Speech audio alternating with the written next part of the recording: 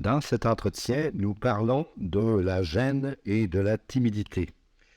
Dieu sait que ce sont là des phénomènes extraordinairement répandus. Il ne se passe probablement pas de semaine dans mon travail professionnel sans que je rencontre une personne ou l'autre qui se plaigne de se sentir timide, de se sentir gêné en contact avec d'autres personnes. Essayons de comprendre ce dont il s'agit. Essayons également de comprendre comment on peut s'y prendre pour réduire les effets de ces émotions et arriver à se sentir moins gêné et même pas du tout gêné ni timide en contact avec les autres.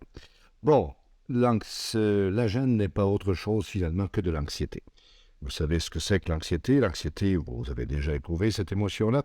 C'est l'émotion que nous ressentons quand nous pensons qu'un danger nous menace et que nous pensons également que nous ne serons pas capables d'y faire face d'une façon constructive. Voilà la définition même de l'anxiété à partir de ce qui la cause, c'est-à-dire des idées, des conceptions, des croyances que quelqu'un alimente dans son esprit.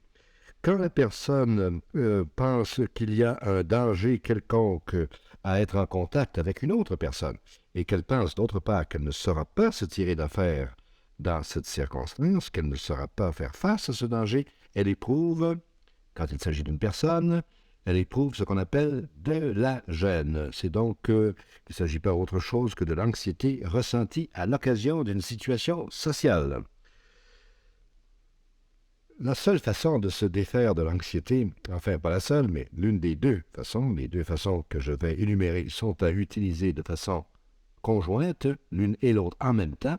La première façon consiste donc à se défaire ou à corriger les idées qui causent le sentiment d'anxiété lui-même.